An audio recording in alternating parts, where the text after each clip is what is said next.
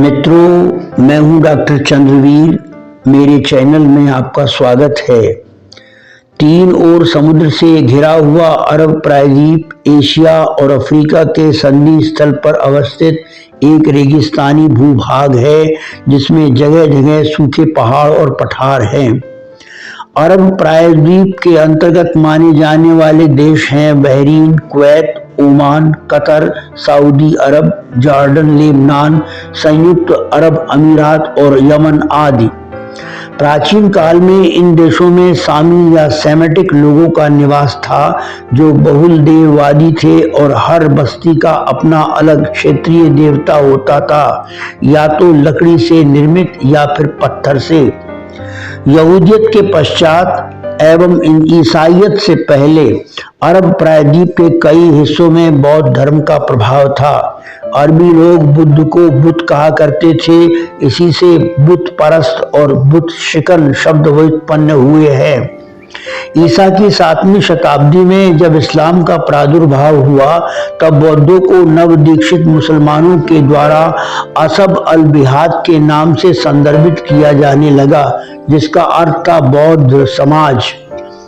आहिस्ता आहिस्ता बौद्ध इस्लाम में विलीन होते गए। इससे पहले नए मुसलमानों ने बौद्धों से कई बातें सीख ली, जैसे बौद्ध मठ की तर्ज पर मदरसे बनाए तथा बौद्ध स्तूपों की तरह गुंबद नुमा मस्जिदें बनाई। उन शताब्दियों में जो जाट बौद्ध धर्म के अनुयायी थे, वे धर्म प्रचार के उद्देश्य से अरब चले गए और वहीं बस गए तथा ईसा की 7वीं शताब्दी में उनकी संतानें इस्लामिक हो गई। अरब प्रायद्वीप में इस्लाम के उदय से पहले तथाकथित सनातन धर्मी प्रतिमा पूजक हिंदुओं का भी बड़ा ही प्रभाव था। इसके साक्ष्य में गॉडफ्रे हिंगिस द केल्टिक ड्यूड्स बाई गुलफ्री के पृष्ठ 66 पर लिखते हैं, Indians have been the progenitor of Asia and Europe since time immemorial. When their civilization reached its peak, they went to the desert of Arabia to make the people cultured and religious। अर्थात आदिकाल से भारतीय Asia और Europe के प्रजनेता रहे हैं। उनकी सभ्यता जब चरमोत्कर्ष पर पहुंची, तब वे अरेबिया के मरुस्थलों के लोगों को संस्कारित और धार्मिक बनाने के लिए पहुंचे। इस संबंध में अन्यत्र प्रकाशित डब्ल्यू ड्रम्ड का उद्धरण ये है, in ancient time the Arabs were Shaivites and Shiva bhakti was prevalent among them for many years before Muhammad. All humans were followers of Shivism and used to worship different type of stones. Some of the stones were round, some were columnar and some were pyramid shaped। अर्थात प्राचीन काल में अरब लोग शैव धर्मी थे, शैव पंथी थे और मोहम्मद से पहले अनेक युग तक उनमें शिव भक्ति ही प्रचलित थी। सारे मनुष्य शैव धर्म के अनुयायी थे तथा विविध प्रकार की पत्थर पूजा करते थे। पत्थर कोई गोल, कोई स्तंभाकार और कोई पिरामिड के आकार का होता था। पुरातात्विक निष्कर्ष के अनुसार प्राचीन नगर मेसोपोटामिया और बेबीलोनिया में शिवलिंग पूजा के सबूत मिले हैं। ऐसे ही अवशेष सीरिया के प्राचीन नगर पलमायरा और नीमरूद के ध्वस्त खंडरों से भी प्राप्त हुए हैं। ध्वनि साम्यता के आधार पर एक और मत सामने आया है कि अरब के लोगों को कुशाई और सामी कहे जाने के पीछे सच्चाई ये है कि कुश राजा राम के पुत्र थे तथा जो लोग स्वयं को कुश का प्रजाजन मानते थे, वे कुशाई कहलाए, एवं जो श्याम यानी कृष्ण के अनुयायी मानते थे, वे श्यामी या सामी कहलाए। इस प्रकार भारतीयों की भांति ही अरब लोगों के धार्मिक और सांस्कृतिक स्तंभ राम और कृष्ण ही थे।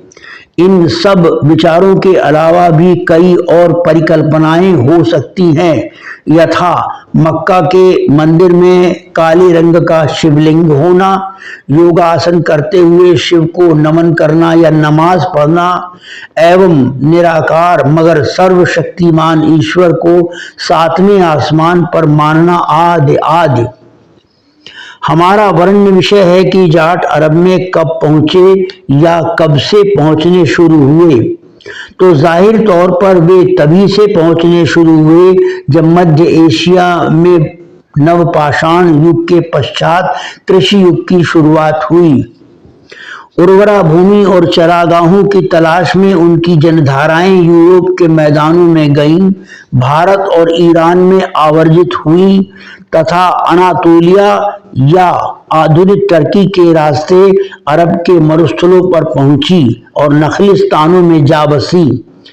दूसरे विद्वानों की भांति आलिम अबू मोहम्मद अब्दुल मलिक इब्ने हिशाम ने किताबुत्तीजान में अरब के जुतों या जाटों को मध्य एशिया की कौमों में शामिल किया है और यमन की कौम तुब्बा व तबाविया के हालात में जुतों या जाटों को बनु याफिस या याफिस की औलाद में शुमार किया है।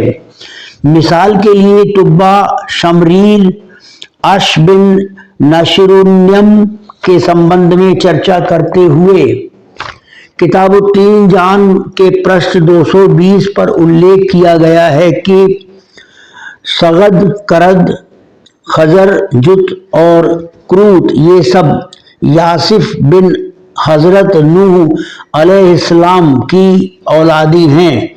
ये नूह अब्राहम मजहब यानी यहूदी, ईसाई और इस्लाम के वही आदि पुरुष हैं जिन्हें जल प्रलय में नौका पर सब जीवों के जोड़े लेकर सपत्नीक बैठने का आदेश खुदा ने दिया था। नूह को भारतीय संस्कृत वाङ्मय में मनु कहा गया है। वस्तुतः नूह मनु का ही अरबी संस्करण है तथा ये पौराणिक कथा भारत से ही अरब पहुंची है, इसलिए अल्प कथांतर स्वाभाविक है।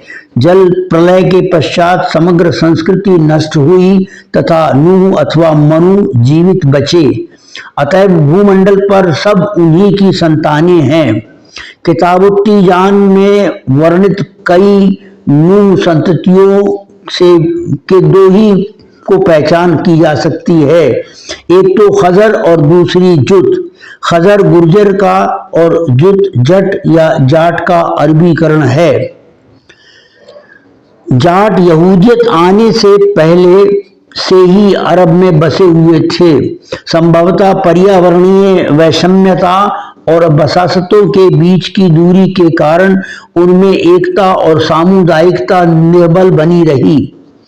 काजी मौलाना अतर मुबारकपुरी के शोध से ये जानकारी मिलती है कि जाट मोहम्मद कालीन मक्का और मदीना शहरों में बसे हुए थे। अरब के इतिहासकारों के द्वारा इस तथ्य की पुष्टि की गई है कि प्राचीन काल में जाटों की सबसे बड़ी आबादी उबुल्ला और उसके समीपस्थ बसरा शहर में थी। दूसरी सबसे बड़ी आबादी बहरीन में थी। वहीं के बड़े जमींदार और धनाढ्य व्यक्ति हनीफ जुत थे, जिन्होंने मोहम्मद से भेंट करके इस्लाम अंगीकार कर लिया था और बहरीन में लोगों का धर्मांतरण करके बड़ी संख्या में उन्हें मुसलमान बनाया था। जो मुसलमान नहीं बने उन्हें आर्थिक दंड देने और संरक्षण देने के लिए उन पर जजिया लागू किया, यानी उनसे सालाना 1 दरहम जजिया लेकर सहायतार्थ नव मुसलमान को देना। इस प्रकार जजिया की परंपरा बहरीन के हनीफ जुत या जाट ने आरंभ की। इस्लाम आगमन से पहले यमन में भी जुतों या जाटों की बसासतें थीं और यमन के सामाजिक एवं राजनीतिक जीवन में उनकी महत्वपूर्ण भूमिका थी।